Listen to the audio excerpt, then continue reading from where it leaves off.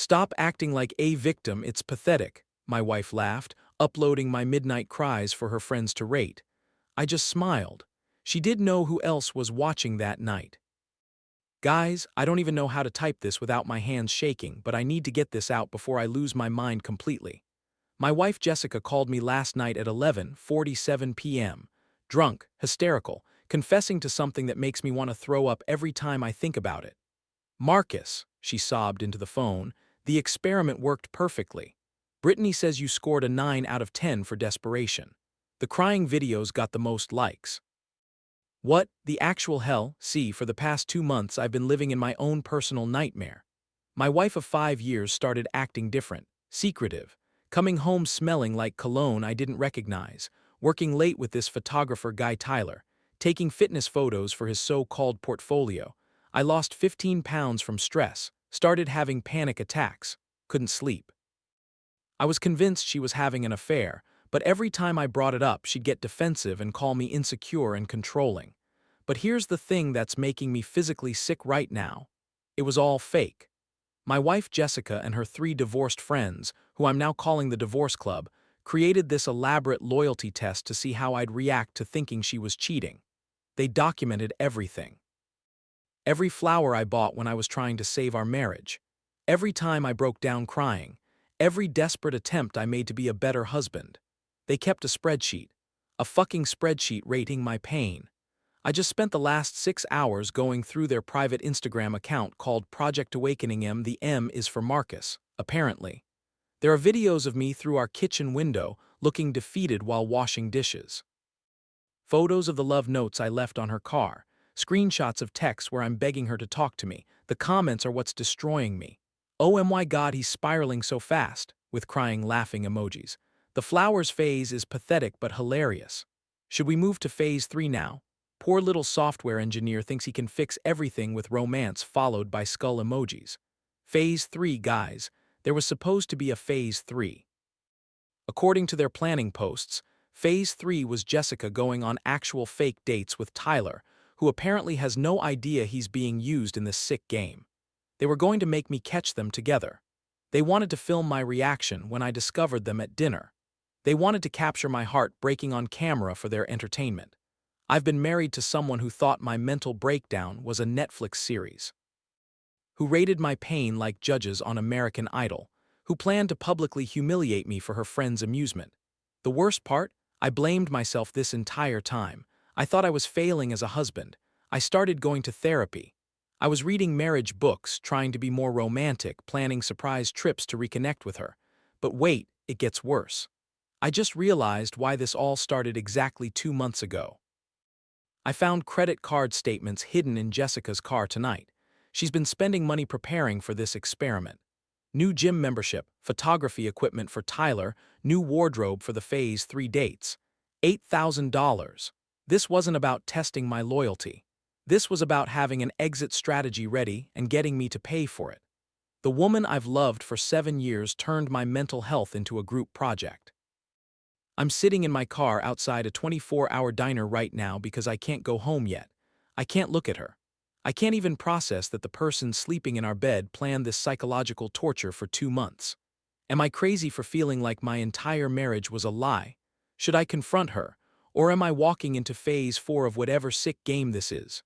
Reddit, I need perspective before I do something I'll regret. Has anyone dealt with anything this twisted? Jessica just texted me 47 times asking where I am. I'm not ready to face her yet. Update 1. Holy hell, Reddit. Your comments saved my sanity and probably my future. Thank you for validating that I wasn't overreacting and pushing me to dig deeper. I'm writing this from my brother Kevin's place, where I've been staying since that night. I need to tell you what we found, because this story isn't just about a sick experiment anymore. First, about the confrontation. When I finally went home 2 days after my original post, Jessica was in full victim mode. Crying, claiming she was just trying to save our marriage and that I was abandoning her when she needed me most. She swore the divorce club manipulated her into it, that it was all Brittany's idea. But something felt off about her story. You guys in the comments kept saying trust your gut and there's more here, so I hired a private investigator. Best $2,000 I ever spent. Turns out the pie used to work financial crimes, and he started with those credit card statements I found. Guys, Jessica has been planning to leave me for almost a year. The loyalty test wasn't the beginning. It was the final phase of a complete exit strategy. Here's what we discovered, and I'm still processing this. 11 months ago, Jessica opened secret credit cards and a separate bank account. 9 months ago, she started documenting our relationship problems in a journal, which was actually her building a divorce case. 6 months ago, she consulted with Brittany about Texas divorce law and asset protection. 4 months ago, she started the fitness transformation and connecting with Tyler. 2 months ago, the loyalty test began. The pie found text conversations between Jessica and Brittany from 8 months ago. I'm going to share some quotes because you need to understand how calculated this was. Jessica texted, "I need Marcus to look like the unstable one when we split." Brittany replied, "Document everything. Make him seem controlling and jealous." Then Jessica wrote, "What if I could get him to have a breakdown on camera?" And Brittany said, "Even better, judges love evidence of emotional instability." The loyalty test wasn't about testing me, Reddit. It was about creating evidence that I was an unstable, controlling husband for divorce court. The financial discoveries are making me sick all over again. Jessica spent $11,000 total, not the 8 I originally found. $3,000 went to something called a divorce preparation consultant, which is apparently a real thing. She was planning to claim I was financially controlling while secretly bleeding our accounts dry. The photography equipment, she was going to gift it to Tyler and claim I was irrationally jealous of their friendship. And about Tyler, the innocent photographer. Not so innocent. The pie found out Tyler and Jessica met on a dating app 6 months ago while she was still married to me. The work projects were actually dates. The loyalty test was designed to make Tyler seem like the victim of my paranoid jealousy so she could publicly start dating him without looking like the bad guy. Tyler has been posting Instagram stories for months featuring Jessica, but always cropping out her wedding ring or using angles that hide it. They've been planning their public relationship reveal for after my inevitable breakdown and our separation. So let me get this straight. My wife spent almost a year planning to destroy our marriage, documented my mental health struggles for court, manipulated an affair to look like my paranoia problem, and had her friends rate my suffering for entertainment. But here's where it gets really interesting. The pie traced the divorce club's social media activity. These women have been running this same loyalty test scheme on multiple marriages. Brittany has used similar tactics in 3 divorce cases where she represented the wife. Ava helped stage suspicious behavior for 2 different friends' husbands. Samantha has seduced married men and then helped their wives document the resulting emotional responses. This isn't friendship, Reddit. This is a business model. I confronted Jessica with all the evidence yesterday. Want to know her response? "You hired a pie." That proves you really are controlling and paranoid. Even caught red-handed, she's still trying to manipulate the narrative. Tomorrow I'm filing for divorce and sending copies of everything to her employer's HR department and Brittany's state bar association. The pie says what they did could constitute fraud and emotional abuse. The woman who promised to love me in sickness and health spent a year systematically destroying my mental health for sport. But you know what? I'm sleeping through the night for the first time in months, because now I know I wasn't crazy. I wasn't failing. I was being deliberately psychologically tortured by someone who vowed to protect me. Kevin just showed me something. Apparently Tyler posted an Instagram story today featuring Jessica's hand with the wedding ring removed and the caption, "Sometimes you find your person in unexpected places," with a heart emoji. They're not even waiting for the divorce papers. Update to Reddit. I need to document this because it's escalating beyond anything I imagined. Jessica and the divorce club have gone full nuclear, and the results are, well, you'll see. Quick catch-up for anyone new here. Filed for divorce, sent evidence to authorities, moved in with my brother Kevin. I thought the worst was over. I was wrong. 3 weeks ago, Jessica started showing up at my workplace. Security cameras caught her following me to lunch, sitting in her car outside our building for hours, photographing my coworkers and me. When security asked her to leave, she claimed I was withholding her belongings and she was concerned about my mental state. She's been calling my mom daily, crying about how I abandoned her during a mental health crisis and how she just made one mistake. My mom initially felt bad for her until Jessica asked if she could help convince Marcus to come home for Christmas. It's March, guys. Christmas is 9 months away. But the real escalation started when I began dating someone new. Remember Tyler's sister I mentioned might reach out? Well, Rachel did. She contacted me after seeing what happened to her brother. Turns out Tyler discovered he was being used and broke things off with Jessica immediately. Rachel and I started talking, then dating. She's amazing. A veterinarian who actually treats people with respect. Revolutionary concept, I know. Jessica found out about Rachel through social media and completely lost it. Last Tuesday, Rachel and I were having dinner at this Italian place downtown when Jessica appeared at our table. Not just appeared. She'd been watching us through the window, filming with her phone. Jessica started crying, loud enough for the whole restaurant to hear. "How could you move on so fast? I'm still fighting for our marriage." I told her, "Jessica, we're divorced. This is harassment," she kept going. "I made one mistake and you replaced me immediately." Rachel tried to calm things down. "Ma'am, we've been broken up for 4 months. Maybe it's time to," Jessica cut her off. "You don't know him like I do. He's controlling and paranoid," and that's when Rachel said something that made me fall in love with her on the spot. She looked Jessica dead in the eyes and said, "If he's so terrible, why are you stalking him? Shouldn't you be celebrating that you're free?" Jessica had no answer. She ran out crying, but not before knocking over a wine glass and screaming that I'd ruined her life. The restaurant manager banned her. Other diners were filming. It's probably on TikTok somewhere. But wait, it gets better. Remember how I reported Brittany to the state bar? Well, the investigation revealed she's been coaching clients to stage emotional abuse scenarios for better divorce settlements. Her license is under review, and 3 of her past cases are being examined for fraud. Ava lost her real estate license after the PI traced how she used her MLS access to help divorce club members research their husbands' property values and financial records without permission. And Samantha. Her gym fired her after multiple complaints about her seducing married men as part of loyalty tests for their wives. Apparently, this has been going on for 2 years. The 3 of them are now blaming each other. The divorce club has turned into the blame club. Jessica tried to get Tyler back after things imploded with the friend group. Want to guess his response? Tyler blocked her everywhere and posted this on his Instagram story. PSA: if someone uses you to manipulate their spouse and then expects you to be grateful for it, that's not love. That's narcissism. Thanks to Marcus for warning me what kind of person I was dealing with. Bullet dodged. Tyler and I are actually friends now. He's dating Rachel's coworker and seems happy. He apologized profusely for his unwitting role in Jessica's scheme. Good dude who was manipulated just like I was. Jessica's living with her parents now because she can't afford rent without my income. The credit card debt from her experiment destroyed her credit score. She lost several friends who found out about the loyalty test scheme.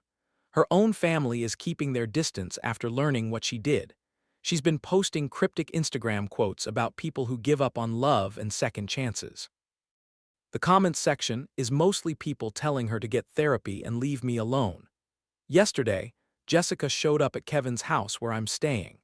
She brought a handwritten letter apologizing for getting carried away and asking for one more chance to prove she's changed. The letter was 8 pages long and mentioned how she's learned from her mistakes and realizes now how much she hurt me. But then in the final paragraph she wrote, "I know you're just dating Rachel to make me jealous. When you're ready to be mature and work on our real problems, I'll be waiting." Even in her apology, she's rewriting reality. I told her through the door that I'd call the police if she came back. She left, but not before shouting that Rachel was clearly a rebound and I'd come crawling back when she breaks my heart. My divorce is finalized. I'm seeing a therapist who specializes in emotional abuse recovery. Rachel and I are taking things slow, but building something healthy and genuine. I've got my confidence back, I'm sleeping well, and I'm remembering what it feels like to be with someone who actually likes me as a person. Jessica destroyed her career, her friendships, and her family relationships to run a psychological experiment on her husband. The loyalty test was supposed to prove I didn't love her enough. Instead, it proved she never loved me at all. I blocked the number. Rachel and I are making dinner together tonight. Life is good. Update 3 Reddit, this is my final update on the loyalty test saga. What happened at my engagement party last weekend was so perfectly ironic that I had to share it with you before I close this chapter of my life forever. Yes, you read that right. Rachel and I got engaged. 4 months of therapy, genuine connection, and being with someone who thinks my feelings matter has been life-changing. Rachel never plays games, never tests my loyalty, never makes me guess what she's thinking. Revolutionary concepts after Jessica. When Rachel said yes to my proposal 2 weeks ago, we decided to have a small engagement party at Kevin's house. Just close friends, family, and some of Rachel's veterinary colleagues, about 30 people total. We specifically didn't post about it on social media beforehand because, well, you know why. 20 minutes into the party, Jessica's car pulls into the driveway. She gets out wearing this white dress at someone else's engagement party, I kid you not, and marches straight to the backyard where everyone's gathered. The entire party goes silent. Rachel squeezes my hand. Kevin starts walking toward Jessica, but I signal him to stop. I want to see how this plays out. Jessica's voice is shaking, clearly rehearsed. Marcus, I need to speak with you privately. What we had was real, and this, she gestures at Rachel, this rebound relationship needs to stop before you make a mistake you'll regret forever. The audacity. But here's where it gets beautiful, Reddit. Rachel steps forward and says, actually, I'd love to hear what you have to say. See, Marcus told me all about your loyalty test experiment, how you and your friends rated his suffering for entertainment, how you documented his mental breakdown for divorce court, how you spent a year planning to destroy his life. Jessica's face goes completely white. Rachel continues, so I'm curious, what exactly did you have that was real, because it sounds like you had a victim, not a husband. Jessica starts crying and turns to the crowd. You don't understand, I was trying to save our marriage. I made one mistake and he's punishing me forever. That's when Tyler appears. Yeah, Tyler. Tyler and his new girlfriend Emma, who's Rachel's vet colleague, were at the party. Tyler knows the whole story now. Tyler looks at Jessica and says, Jessica, you used me to manipulate your husband for 2 months.